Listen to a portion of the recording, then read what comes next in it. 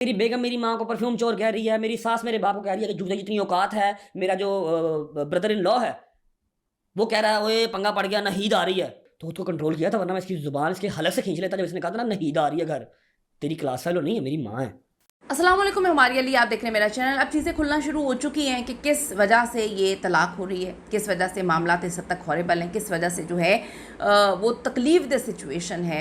ये इल्ज़ाम लग रहे हैं कि जिसने अपना घर नहीं बसाया वो अपनी बेटी का घर नहीं बसने देगी। फिर ये इल्ज़ाम है कि जिसका भाई कोई काम नहीं करता था आज वो लाखों रुपए कमा रहा है और 70-80 लाख रुपए की गाड़ी लेकर बैठा हुआ है और अपने जो है बहन के बेटे के नाम पर भीख मांग रहा है कि यूट्यूब चैनल सब्सक्राइब करो। मेरी माँ पर इल्ज़ाम लगाए कि मेरी माँ जो है वो परफ्यूम चोर है। वो माँ जिसने करोड़ों रुपया लगाकर शादी की और ये मेरी माँ की पसंद थी, फिर मेरी माँ का नाम लेके कहा जा रहा है नहीद आ रही है, गल वध गई है। फिर मेरे बाप के ऊपर इल्ज़ामात लगे कि इसकी तो कोई औकात नहीं है, इसकी तो कोई वैल्यू नहीं है। इस तरह से इतनी नफ़रतें डाल के क्या कोई रिश्ता चल पाता है? बिल्कुल रिश्ता नहीं चल पाता। अब ईमान का क्या स्टांस है, ईमान का क्या पॉइंट ऑफ व्यू है? क्या ईमान ने सिर्फ़ और सिर्फ इस तरह की छोटी मोटी इन्फ्लुएंसर बनना था और अपने भाई के टुकड़ों पे पलना है? ये सवालात बहुत अहम है। इम्पॉर्टेंट वीडियो है, इससे आपको पता चलेगा कि रिश्ते कैसे क्यों ख़राब होते हैं। एक बात को रगड़ना कि जी चीट किया है, चीट किया है, चीट किया है, और उसके बाद अपना ही घर खुद ख़राब कर लेना अपने भाई को बनाने के लिए, अपनी और अपनी बेटी की ज़िंदगी बर्बाद की गई। रिक्वेस्ट है चैनल को सब्सक्राइब करें, हमें इसकी ज़रूरत है। वीडियो को आखिर तक ज़रूर देखिएगा। हमेशा बोलती हूँ ताली दोनों हाथों से बजती है, एक हाथ से ताली नहीं बजती है। बड़ी अजीब सी बात है, बहुत अजीब सी बात है कि इस वक्त मामला किवान का कोई नहीं सोच रहा। सिर्फ़ और सिर्फ जो है ऑन की बात करें तो ऑन कैश करवा रहा है अपनी बहन को, बहनोई को। अंधा नहीं है, देखिए कोई अंधा नहीं है। खुदा के लिए समझने की कोशिश करें। आप लोग कहते हैं रजब बुरा है, कोई कहता है ईमान बुरी है। ये समझने की कोशिश करें कि इसमें फ़ायदा किसको सबसे ज़्यादा है। फ़ायदा यहाँ पर हुआ है ऑन को, फ़ायदा यहाँ पर हुआ उनकी वालदा को। क्यों? क्योंकि आप देखें कि जो जितना अभी वो कमाना शुरू हो गए हैं, मेरा नहीं ख्याल के पास में उनके पास इतना पैसा था, उनको कोई जानता भी नहीं था। ऑन लाइव में बैठ के क्या बात करता है, अपनी बहन के ऊपर बात करता है, बहन को कैश करवा रहा है, अपने बहनोई की बुराई करता है, उनके पूरे ख़ानदान की बुराई करता है, उनकी नकलें उतारता है और 60-70 लाख रुपया जो है बड़े सुकून से उसकी गाड़ी उसने ले ली है। यहाँ पर किवान के नाम पर जो है वो भीख मांगना भी शुरू हो चुका है। फिर लोगों ने इल्ज़ाम लगाया कि जिसने अपना घर नहीं बसाया वो अपनी बेटी का घर कैसे बसा सकती है। यहाँ पर ईमान को सोचने की ज़रूरत है। ईमान जो है आज एक गलत फैसला ले रही है, आज अपने भाई और माँ के पीछे लगकर जो है उसी तरफ निकल पड़ी है। मुझे अलग घर दो, ये सोचने की ज़रूरत है कि वो भी तो अपने मामू के घर में ही रह रही थी। लोगों ने बहुत सारी बातें पॉइंट आउट की है, मैं तो यहाँ पे बात करूँगी भी नहीं। किवान के बारे में ईमान भी नहीं सोच रही। ईमान को लग रहा है कि वो छोटे मोटा इन्फ्लुएंसर बन जाएगी तो सारी ज़िंदगी गुजर जाएगी, लेकिन सोचने की बात है कि जब भाभी आ जाएगी, भाई की शादी हो जाएगी, भाई की अपनी फैमिली बन जाएगी, तो ईमान को शायद कोई आदमी और मिल जाए। क्या किवान को बाप मिल पाएगा? अब यहाँ पे जी ईमान का रजब भट्ट की माँ पर बहुत बड़ा इल्ज़ाम, उन्होंने परफ्यूम चोर जो है कह दिया है कि जी रजब की माँ तो परफ्यूम चोर है। मैंने आपको बताया था कि ग्रुप बना हुआ है, इन्होंने अपनी फैमिली के साथ कोई ग्रुप बनाया हुआ है जहाँ पर ये बदखुइयाँ करते हैं, चुगलियाँ करते हैं और बुराई करते हैं। रजब भट्ट ने बहुत बड़ा दावा किया कि मेरे पास जितने क्लिप्स हैं, 40 ऑडियोज़ हैं, उसका फोरेंसिक करवा लें, झूठी साबित हुई तो मेरे मुंह पे थूक देना। तो इस बात पे घर में भी तनाज़ा हुआ और ये बात बहुत वैसे छिछोरी और घटिया है कि आप परफ्यूम चोर का इल्ज़ाम उस औरत पे लगाएं जो करोड़ों रुपया खर्च करके आपको लेकर आई है। ईमान की माँ का रजब भट्ट के बाप के बारे में जो बात थी वो भी बहुत ही बेहुदा किस्म की थी कि रजब भट्ट के वालिद की उनके घर में कोई इज़्ज़त या हैसियत नहीं है। ईमान के भाई ऑन ने तो खैर इंतहाई कर दी, लेकिन मैं कहती हूँ कि अब जो सारी चीज़ें सामने आ रही हैं ऐसा लगता है कि दोनों फैमिलीज़ एक जैसे ही टाकरे पर हैं। ईमान के भाई ऑन ने भी सोशल मीडिया पे बहुत गंद घोला और फ़ायदा इसमें सिर्फ और सिर्फ ऑन का हुआ। लोग ये समझ नहीं रहे, लोग यहाँ पे रजब को बुरा भला कह रहे हैं, कोई यहाँ पे ईमान को बुरा भला कह रहा है, लेकिन ये नहीं सोच रहा कि इन सारे मामलात में जो है बाजी कौन लेकर गया है, कौन सा मुल्क जो है वो खेल रहा है, वही मुल्क जीत गया है। यहाँ पर वो मुल्क ऑन है।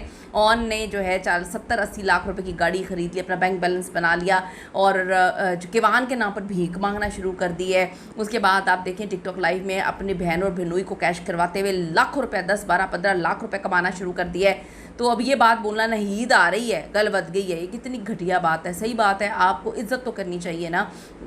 फोरेंसिक वो कहते हैं जी करवा सकते हैं, सारी चीज़ें मौजूद हैं। तो बहुत बड़ी बड़ी बातें, ये वाली बात मुझे बड़ी अजीब लगी। ये बहुत मैं कहती हूँ कि दिल को दुखाने वाली बात है। वहाँ पे बैठे भी 20-20 सूट आपके एक महीने के अंदर आएगा, डिजाइनर लाए हुए समझ किए, प्रमोशन मैंने की है और इवेंट्स आपके मैंने किए थे, शादी की हुई थी, मेरा मुन्ना तो बैठे, बहुत अच्छी बात है, ठीक है। मैं अब वो 30 साल जिन्होंने पाला पोसा बड़ा किया और ख्वाब देखा था कि जी साढ़ा पुत्र होगा, साड़ियाँ जिंदगी आसान हो गई, उनको मैं खुले लाइन लगा के तो सिर्फ ये चीजें देख सकता हूँ जो मुझे याद है पूरे टाइम। उसका सबसे ज्यादा मुझे बैक सपोर्ट चाहिए था, वो अपनी माँ की चली गई है, ठीक है, चली गई कोई बात नहीं यार, वो प्रेग्नेंट है, ओके। पर से ब्लेम गेम भी मुझे हो रहा है कि मैंने अपनी प्रेगनेंसी सारी अकेले देखी है। आप क्या चाहती थी? आपका तो वीजा लगा नहीं था यूके का, ठीक है, मैं पाकिस्तान आ जाता, पाकिस्तान आके भी मैं आपके पास ना पहुंच सकता, मुझे एयरपोर्ट पर पकड़ लेते, मैं जेल में चला जाता। उससे फोन पे बात होती थी ना, डेली होती थी, डेली नहीं होती कि वो भी कुछ अपने एटीट्यूड में रहने वाली है, कुछ मुझे कुछ करने की आदत नहीं है, ठीक है, दिल रख के ये रिश्ता नहीं निभा सकता, मेरी कोई मजबूरी नहीं है, मेरी अभी सिर्फ 30 साल एज है, उसकी 27-28 साल। दोनों की कोई मजबूरी नहीं है, लेकिन कोई बेटे के बारे में नहीं सोच रहा। मैं हमेशा ये बात बोलती हूँ कि अगर आपका पूरे 1.5 साल में अपनी बीवी के साथ ना कॉल पे बातचीत है, ना 1 महीना वो रही है, इंटरेक्शन भी नहीं है, मामलात अजीब है, तो बच्चा पैदा करने की ज़रूरत ही क्या थी? बच्चा पैदा नहीं करना चाहिए था। बच्चा पैदा करके उसकी ज़िंदगी बर्बाद कर दी है। सब अपने बारे में सोच रहे हैं, वो कहता है मेरी इतनी उम्र नहीं है, उसकी भी इतनी उम्र नहीं है। भाई आपको बीवी मिल जाएगी, उसको मियाँ मिल जाएगा, लेकिन क्या आपके बेटे को बाप मिल पाएगा? मैं कहती हूँ इस लेवल तक आपका रिश्ता आ गया है कि आप बैठ के मोबाइल की कीमत गिनवा रहे हैं, आप यहाँ पे बैठ के कपड़ों की कीमतें गिनवा रहे हैं। और मैं एक बात बताऊँ, मियाँ बीवी को बैठकर बात करनी चाहिए थी। ये बातें मुझे इसके बारे में ज़्यादा नहीं पता, लेकिन जो लोग लिख रहे हैं कि इनकी माँ ने भी रिश्ता नहीं निभाया और ये अपनी बेटी का रिश्ता और घर भी नहीं बसाना चाहती, मुझे नहीं पता ईमान के वालिद की क्या कहानी है, लेकिन अब लोग कहानियाँ लिखना शुरू हो गए हैं। अफसोस हो रहा है मुझे सिर्फ और सिर्फ इस बात पे कि ऑन की माँ ने किस तरह से जो है वो मामला इतना गंदा कर दिया। रजब भट्ट का मामला तो इस वक्त ये है कि वो कहते हैं ना कि इंसान का अगर पास थोड़ा सा बुरा हो, उसने कुछ गलत किया, उसने कोई गुनाह किए हो, अगर वो अब सच भी बोल रहा होगा तो लोग उसको गलत ही समझ रहे हैं। लेकिन जो लोग कहते हैं कि जी ईमान का कोई कसूर नहीं है, मैं ये फिर बात बोलूँगी, औरत की अपनी जिम्मेदारी है। आपका भाई जो मर्ज़ी बोल रहा है, आपकी वालदा जो मर्ज़ी बोल रही है, आपको अपने बच्चे के बारे में सोचकर अपने घर में आना चाहिए था, अपने घर को बसाने की कोशिश करनी चाहिए थी। और ये बात इंतहाई वाहियात मुझे लगी है जिस तरह से रजब की माँ के लिए बोल रहा है, किसी की माँ के लिए भी आप इस तरह से नहीं बोलना चाहिए। ये बहुत फजूल किस्म की जो है वो बातें हैं। ये वाली बात भी बड़ी अजीब लगी मुझे। जब ये लोग आए हैं, इन्होंने तब वीडियो बना के भेजी है ग्रुप के अंदर, जब ये 4 बजे रात को निकले, इन्होंने तब वीडियो बना के भेजी ग्रुप के अंदर।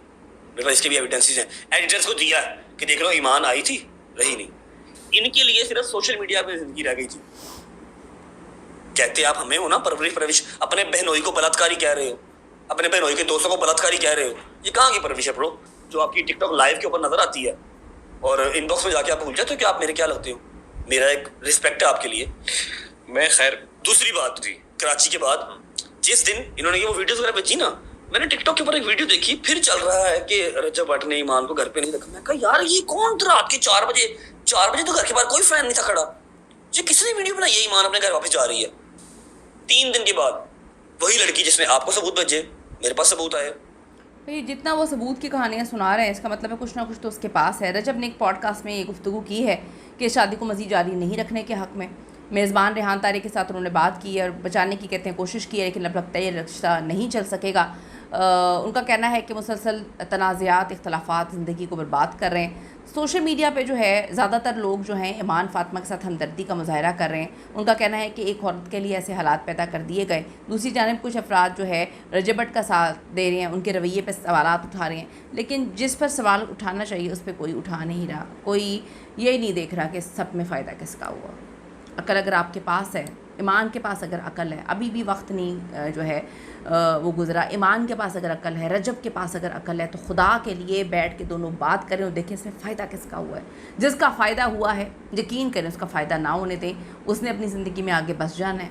उसने किसको किस तरह कैश करवाया है, कोई अंधा नहीं है। आप लोग भी अंधे ना बने। बताइएगा कमेंट सेक्शन में जाके। See you in the next video.